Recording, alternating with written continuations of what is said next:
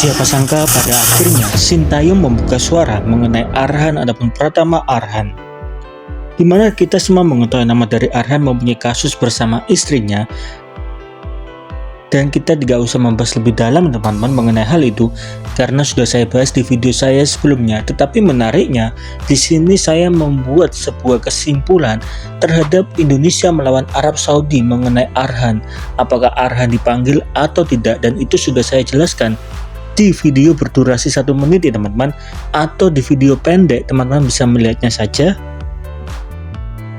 Tentu saja psikologi dari Arhan terganggu akibat kasus dari istrinya, dan siapa sangka pada akhirnya pelatih Indonesia Sintayong membuka suara mengenai Arhan ataupun Pratama Arhan.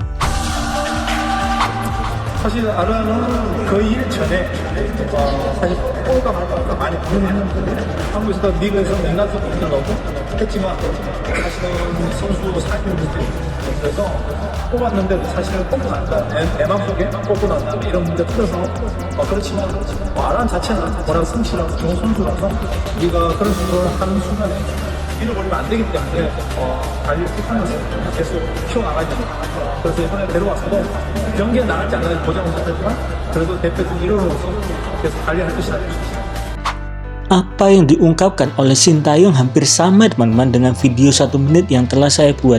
Intinya adalah Arhan tetap dipanggil untuk membela timnas di pertandingan apapun karena Arhan merupakan orang yang sudah bekerja keras dan semangat.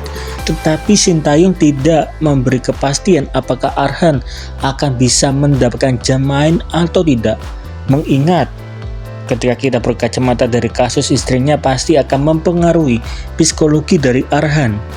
Jadi Arhan pada pertandingan Indonesia melawan Arab Saudi, Arhan tetap ada di lapangan, tetapi kita tidak mengetahui apakah Arhan akan bermain sebagai pemain utama atau hanya berada di bangku cadangan dari awal sampai akhir.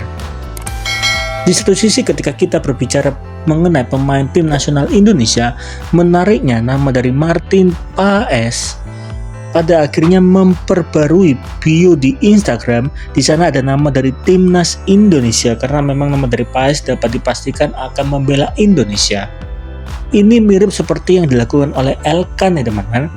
Nama dari Elkan di tahun 2021, 2022, bahkan 2023 ada nama dari timnas Indonesia dengan sebutan PSSI. Tetapi di tahun 2024 Elkan mulai menghapusnya, seakan-akan ini menjadi tanda bahwa Elkan sepertinya tidak akan pernah bisa bermain membela timnas Indonesia teman-teman, karena Elkan sendiri yang menghapus kata PSSI ataupun timnas Indonesia. Jadi bagaimana menurut teman-teman? Kira-kira Indonesia bisakah menang melawan Arab Saudi atau Australia di bulan September 2024? Dan di satu sisi, apakah Elkan tidak akan membela Indonesia lagi? Apakah teman-teman mempunyai pendapat? Coba dong tolong tulis di kolom komentar.